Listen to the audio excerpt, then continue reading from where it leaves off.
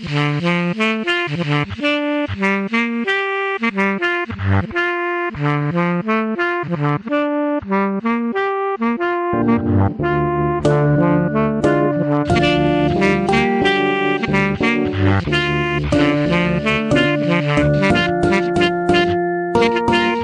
right, let's go. Oh yeah. All right, boss.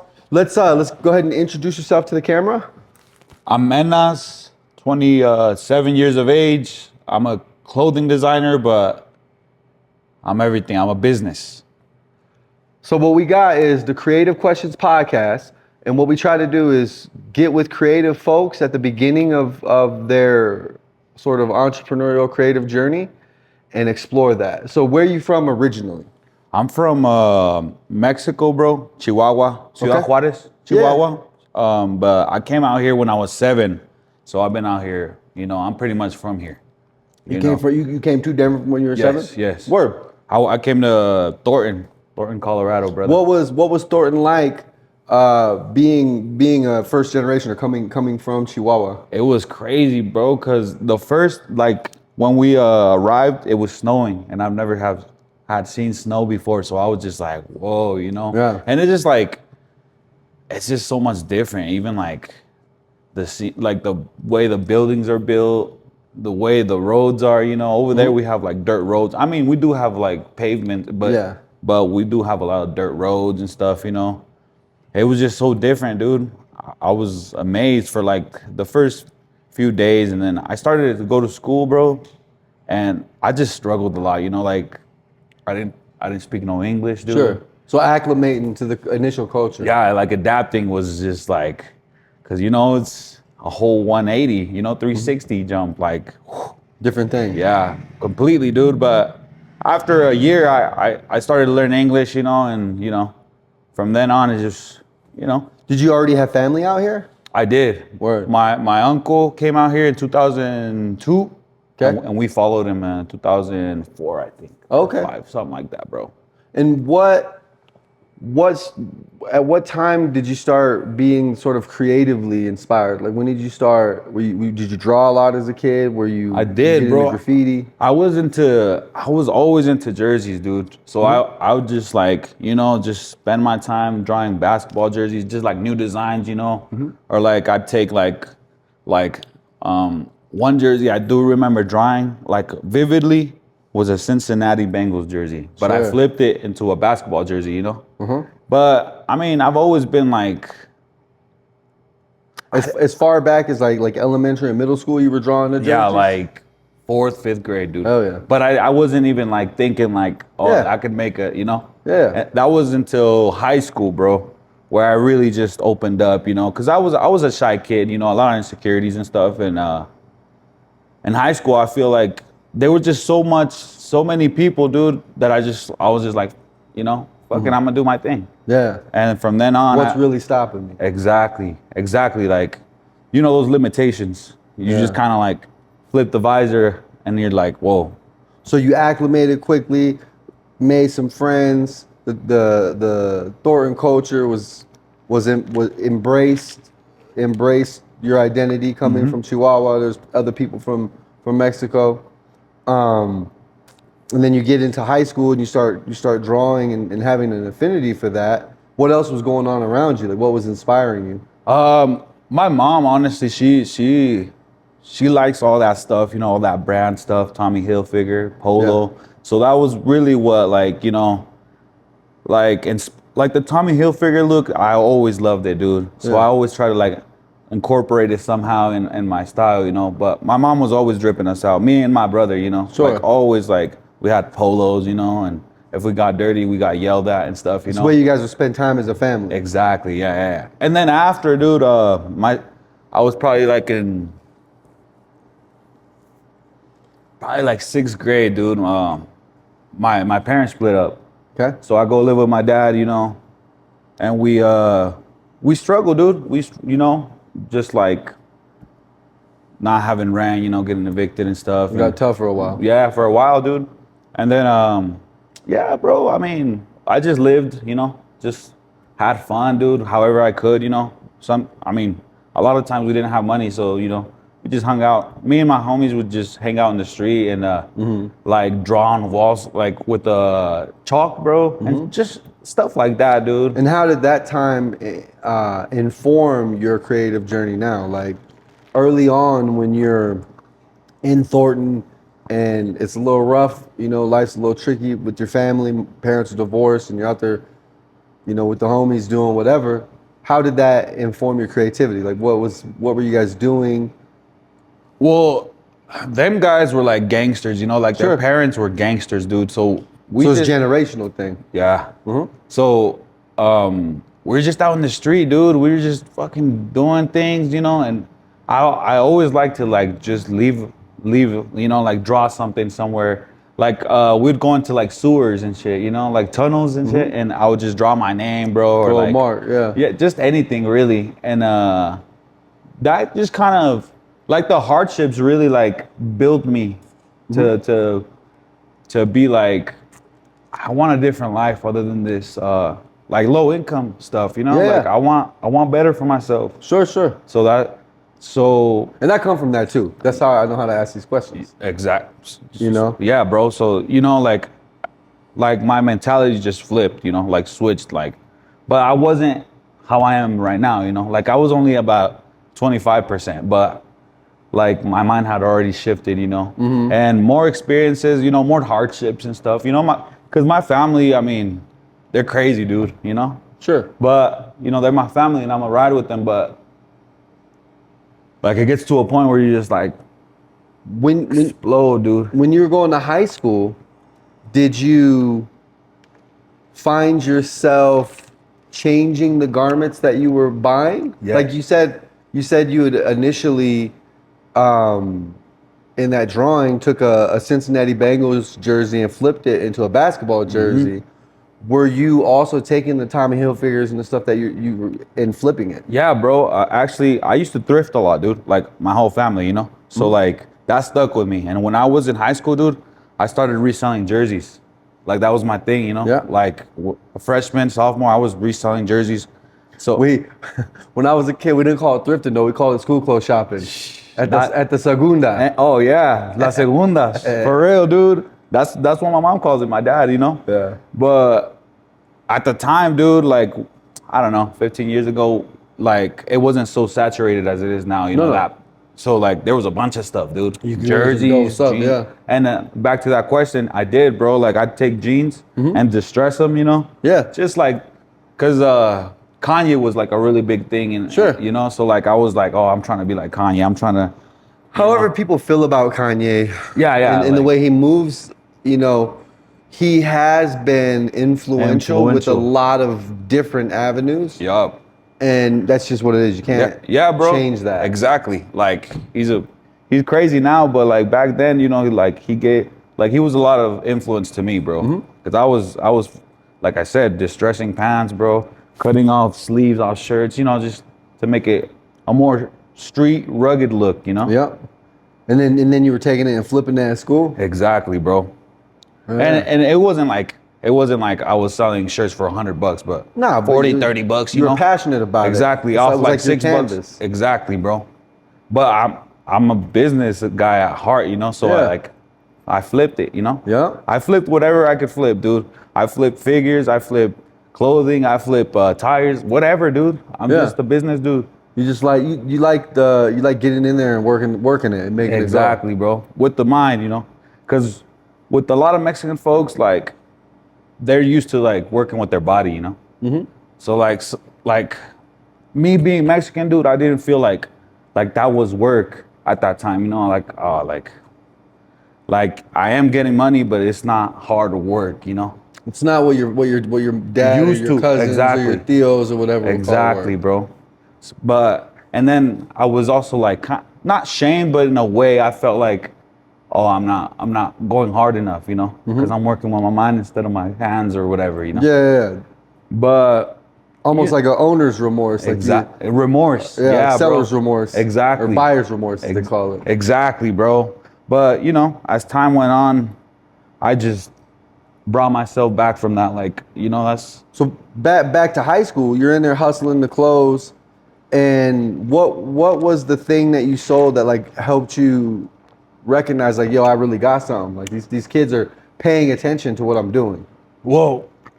No one was doing it, dude. Yeah. You know, no one was doing the alterations to the clothes. And it wasn't like I was sewing or anything, dude. I was Sure. just like, I'll write some shit on my pants and I'll distress it and make it look, you know, like Just different. shaggy. And Yeah. when I got to the Menaz thing was right after high school. Like Okay. literally like 2 months. Well, I already had it. All right, so my senior year I thought of it, bro. But I didn't do anything. Well, let's Oh, back yeah, to the question. backtrack, What was the first piece that you created that made you realize you had something? Like, yo, wait a minute. Like I used to tour and rap, and I remember the moment when I made a certain song. I was like, whoa, okay, hold up. This one's There's different. something here. Yeah, bro. So I think it was sophomore year, dude. I made I had some Tommy Hilfiger vintage jeans with a big old patch on the back, dude. Mm-hmm. So I took that off. I put it right here, and I just glued it, bro, with Yeah. like what's it called? That material glue. It's like for clothing. Yeah. Stuff. So I just put it right here, bro. And then I got a marker, like a material, like a cloth marker, Yeah. right? And I just wrote like a bunch of stuff, you know, a bunch of symbols and stuff, you know, because I'm like really big on like hieroglyphics and stuff, and I always have been, bro. Just like sacred knowledge, Symbolism, you know? yeah. And I just put them out there, dude. I sold them for 40, and then 2 other kids were asking for the same pair, and I was like, well, One of one. yeah, like I don't know if I'll find that, you know. And I was like, mate, I just A light clicks. And, yeah. And you have a feeling. What then led to the Menaz thing? Well, I got a computer, dude. Like I want to say like junior to senior year, and I was just messing around on Paint, dude. I was just like, you know, let's try to make something, you know, let's try to make a logo and like Have fun with it. you know, Before and Canva, before all that. before anything, dude. Yeah. Before anything, you know. So I was just messing around. I knew I wanted to school, dude. I don't know why I'm attracted or whatever, you know, why I like them. I just started off with the skull and I was like, let's erase the eyes, let's erase the nose, you know. And then I was like, at first it was Menace, like Dennis the Menace. Yeah. So I was like, all right, Menace, and then the skull. But I was like, and then I've always liked Terminator, dude, and like that futuristic type thing. So I was like, I'm gonna throw like a Cyclops thing on there. Like a cyborg. Yeah, cyborg type thing. And I was like, I think this is it. Yeah. I think this is it. And then yeah, I printed some shirts, dude. I printed some shirts. They did good. And then like months go by and I find out there's already a brand called Menace. So I was like, damn, like that discouraged me a lot, bro. I was like, you know, like I was just kind of like, I'm not even gonna, you know, try anymore, bro. But then my homie, he was like, what if you change the CE and put a Z? And I didn't think of it, you know, I was bummed out, bro. Bummed out, yeah. I was bummed out, like I wasn't trying to hear anything, bro. And then I tried that. And then I was like, might work. It hit different. And yeah, bro. Yes, you know, like the stars were aligning for me type. So I ran with that, bro. And to this day, I'm still running with the same idea. Yeah. And I'm sticking to my guns because people have said, oh, are you trying to change the logo later on? You know, but it's like it's not going to make sense to you, you know. It only makes sense to me. And Yeah, that's fine, bro. It's your gift to the world. It's your vision. Exactly, bro. It's like God gave me this thing, bro. And if I don't push it out, dude, then I'm failing at life, you know? Like I see it as like God's mission for me. Sure. Like push out whatever you have, you know? And I'm pushing it, dude. Yeah. You know, we're kind of like big antennas that receive information. Oh yeah. When you receive the big something, receptors. when you receive some information and it hits you differently than it hits everybody else. Exactly. That's almost the inspiration, the encouragement that drives you out there. Yeah, bro. And it's like, it's just faith, dude. It's just like, I don't know where I'm going, but I'm going. So how long have you been running the brand so far? All right, so I started like 2015, but like I put it off to the side for a minute, and then I really started like 2017, dude, 2018, and then 2019 I kind of, died out a little bit. Yeah. And then COVID hit, dude, and I was like, well, what the hell am I gonna do? Like cooped up in the house. So I was like, I'm gonna just do it all over again Just and double down. and like really stick to it. Uh-huh. And I printed some shirts again, dude, for the rally, for the Black Lives, or no, when the kids killed George Floyd. They had It was Black Lives Matter, right? yeah. All right, yeah. So I made some shirts for them with the fish, dude, and they did pretty good, And I wasn't like, but I was like, You wanted to contribute to that. Exactly. It meant something to Exactly, you too, and that's bro. how you could contribute. exactly. So that's how I contributed, bro, and they did pretty good. I had a photo shoot. So I was just like, you know what? Maybe this is my calling. This is what I'm here to do. Like push out as much of me that is good into this world. Because you know it better than anyone. Like we have duality. So Yeah. I try to be more good than I do evil. Well, it's negative and positive, right? Like it exists. That's how a battery Uh-huh. generates energy, right? Exactly. It has to have a negative. It has to have a positive. The duality exists to balance the whole system, and you just got to exist in it the way that feels the most comfortable. Exactly, bro. Exactly. So, yeah, dude, that's how I feel the most comfortable, just creating, dude. And a lot of people like in this scene, dude, like they want to act on ego more than like actually acting on the love of it. Like a bunch of people just want the title of a designer, whatever it might be. But like that's not me, dude. Like I really love this, and I'm gonna really like take this to new heights. Yeah. For everybody, bro, not just me. My family that's counting on me, supporting me. My friends, the fans, really too, bro. Yeah. Because that's obviously, I mean, that's what drives you. And I think I'm doing pretty good, bro. Yeah. Where all are you selling right now? Just myself right now, bro. No, And where though? Like where can people get it? anywhere, bro. Like I pop up to events all over Denver, all over Colorado, really. Cause I've been to Fort Collins, dude, with it. I've been to Colorado Springs with it, Arvada, all that. Like I've been all over, but I'm trying to take it to out of state this year. Yeah. Have you started reaching out to like small independent skate shops and Nah, bro. No? Nah, but Yeah. this year I locked in like I really locked in. I locked in with you, dude.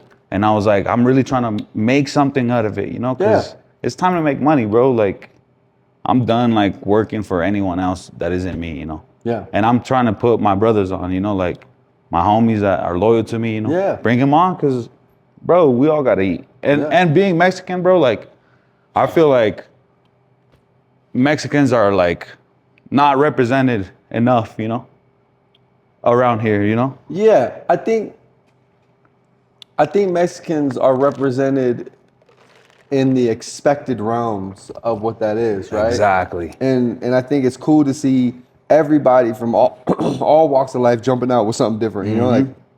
Like I grew up in Mexican neighborhoods with that culture adjacent, right? Like lowrider bikes and gangsters and graffiti and all that. Cholos And and that's tight. Yeah, the cholo culture, the gang culture.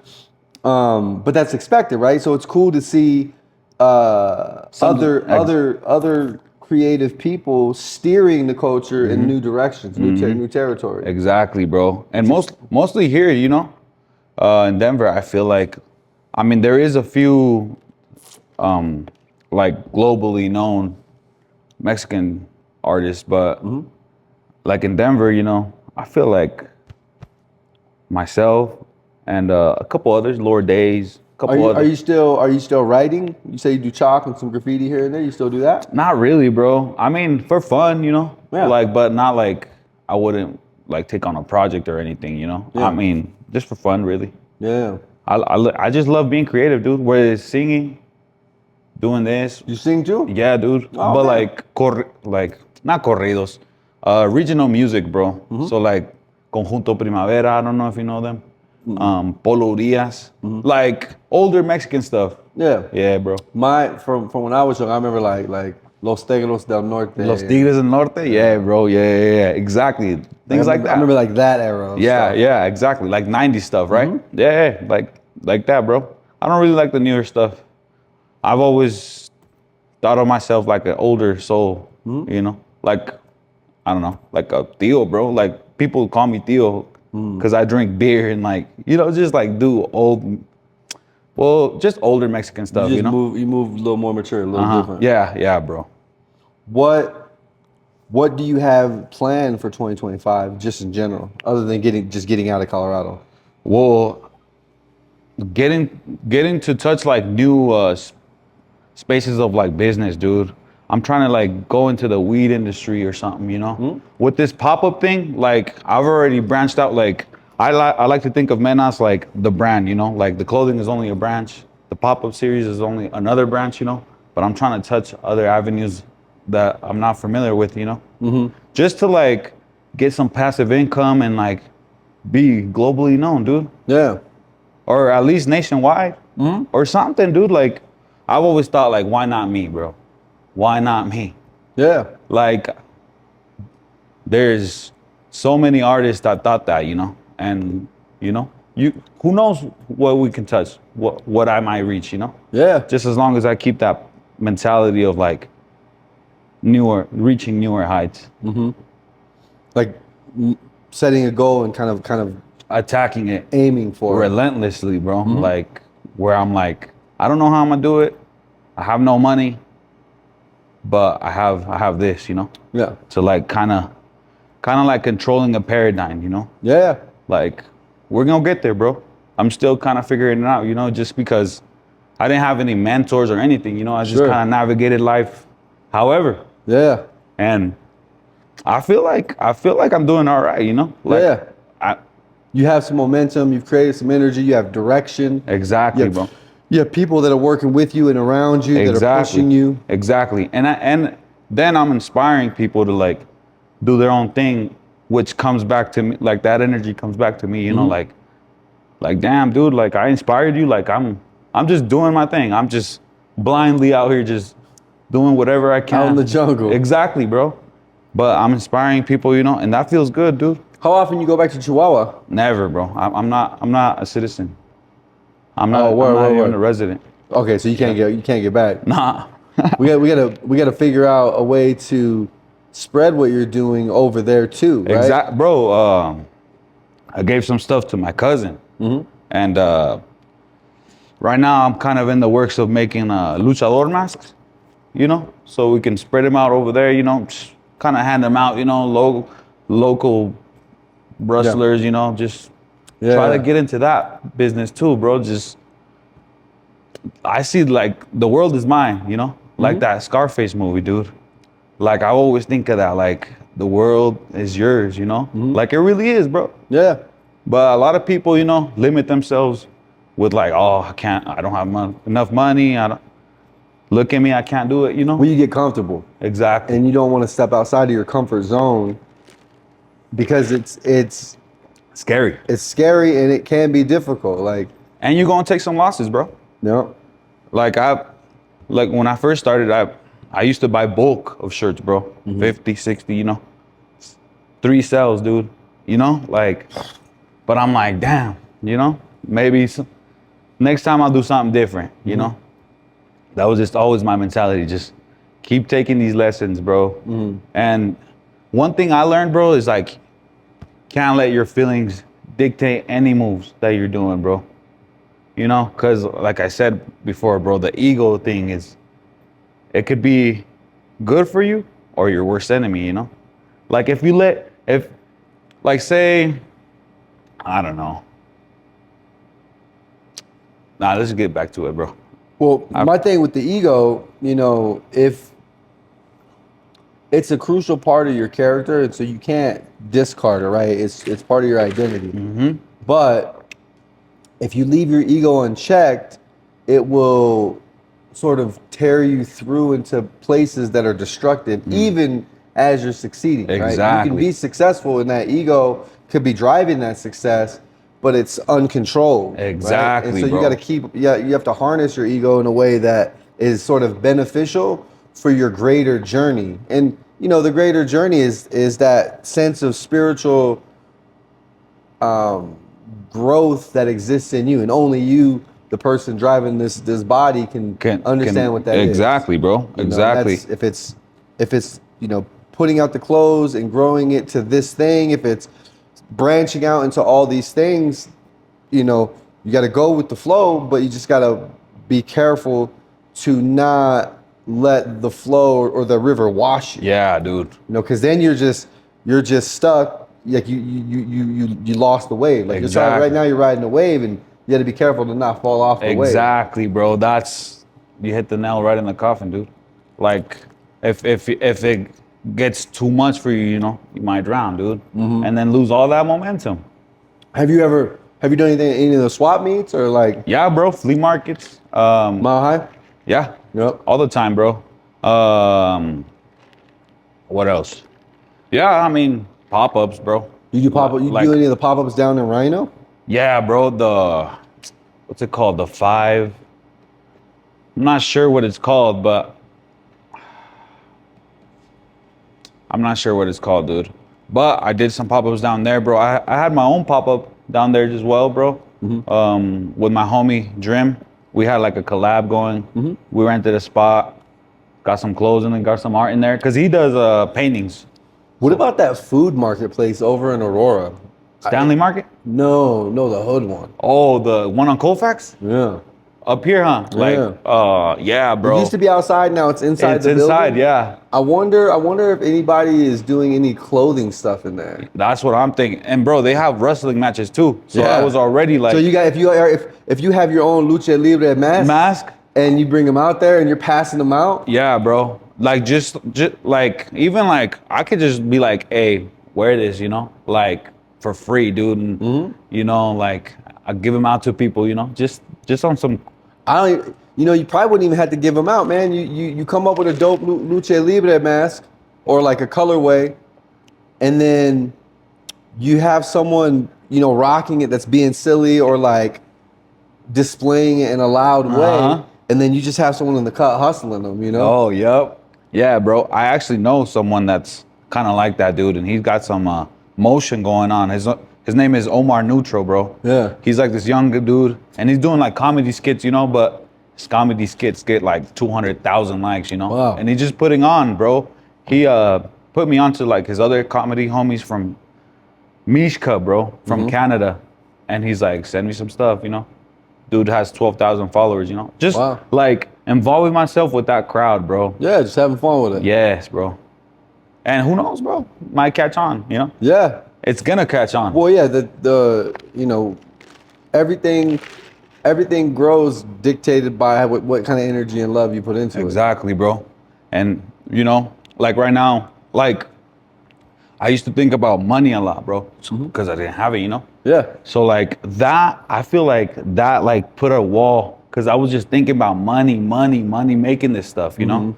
And I read something where it said, if you make art thinking about money, like the money already left the room, you know? Sure. Like that's why I shifted my focus towards like, I'm gonna just do this with love, bro. Like what it really started from, you know? Like just do this with love.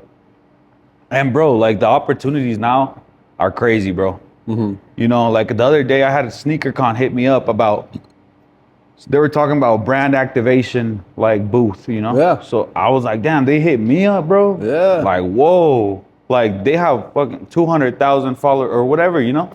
Just stuff like that is like, it's a blessing, bro. It's dope, yeah. And I got back to the roots from where it started, you know? So gotta just keep growing it. Keep it moving. What do you see for yourself as this grows? Like what's the plan? I'm thinking taking that from out of state, bro. Like I told you, Yeah. We're planning to go to New York, bro, for a pop-up. We're renting a spot called the Brooklyn Art Cave. Okay. And In New York? yeah, Off camera, I can plug you in with some guys that have For real? they have like a 3-story streetwear shop Dude. And they have a brand that's popping. Let's They're go. popping in Hell Brooklyn. yeah. Is it Brooklyn? I think it's Brooklyn. Wherever, dude. And Yeah. then, yeah, bro, we're planning to do that, you know, me and my boy Dream, bro, because me and him have like the same mindset, dude. Because a lot of people say, hey, let's do this. And when it comes down to it, oh, I can't do it, this and that, you know, like I'm all about risk taking, dude. Sometimes I don't even think about that. Like, you know, my wife has to stop me and be like, hey, Yeah. chill out, look at the pros and cons, and Slow then down, decide. bro. Yeah. Slow down. But that's just the way I am, dude. Like, as soon as I get an idea, dude, I'm gonna do it. You know, like right away, dude. Yeah, I struggle with that as well. Yeah. Many who know me know that I jump out the window far more often than my wife wants me to. yeah. Yeah, my wife, she's like, you're tripping, dude. Like, relax, you know. But I'm just like that, dude. Like, I'm always thinking. I'm always like, how can I do something that's groundbreaking or whatever it might be, you know. Yeah.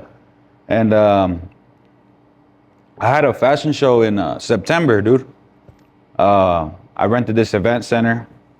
Bought like a bunch of clothes, dude, like $4,000. And yeah, I did the damn thing, bro. And that ever since that point, bro, I Walk felt me through the event. What was that like? What did that entail? like, what do you mean?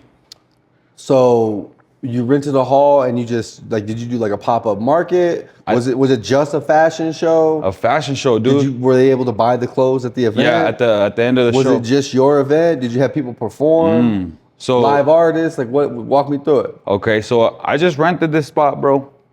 I was like, well, it all started from this, bro. I was like, I hit Denver Fashion Week up. They didn't get back to me, bro. Yeah. And being the person I am, I was like, fuck them. I'm gonna do it myself. I'm gonna make my own thing. So I got a couple of their artists, you know. Shout out to Perspective Pira, Stacks, and Dog Hair. I hit them up and I was like, you guys wanna hop on this, bro? No charge, nothing, you know. Like, you guys just gotta show up. And no performers, dude. I just kind of did it like a classic, like I wanted like a Chanel vibe, you know, like a Louis Vuitton vibe, you know, like playing house music in the background. Luxury aesthetic. Exactly, dude. I got some leather jackets, dude, and we rocked that place. We rocked it, you know. And I mean, we broke even, you know, but it's not even about that, dude. Well, I mean, even then, it's, you know, the experience paid for itself, which isn't a loss. Exactly, bro. And then you learn from it, so actually you gain. So Exactly. Yeah, the experience is forever, dude. So yeah, bro. We had a DJ playing, dude. It was cool, dude. Like, even though it was chaotic, it was like the stars were aligning for me, dude. Like, I didn't really like have to force anything. You feel me? Yeah. It just kind of naturally happened, dude. And ever since then, it's like the momentum that you were talking about, dude. Just When's the next? Do you plan to do another event like that? I do, bro. And November, December, bro. Yeah. But it's still not set in stone. But that's the plan. That's where we're headed right now. Like a fashion show down in Rhino, dude. That'd be sick. Yeah. And then this venue's like, they let me do like stuff on the wall, you know. So I'm gonna just paint it, you know, different colors, and then hang up the pieces on the wall, so that way people can pre-order them, you know. Or have like a QR code. QR code next to the piece. Exactly, bro. You can customize it, red, do whatever colors you want, whatever piece you want, you know. Stuff like that, you know. They could almost. You do the event and you get like a sense of what the pre-order looks like, Exactly. and then you can do the bulk pre-order based on Exactly. what the event Exactly, shows. dude. And then use that money, of course, and then have some left over for, you know, another drop, another event, another whatever.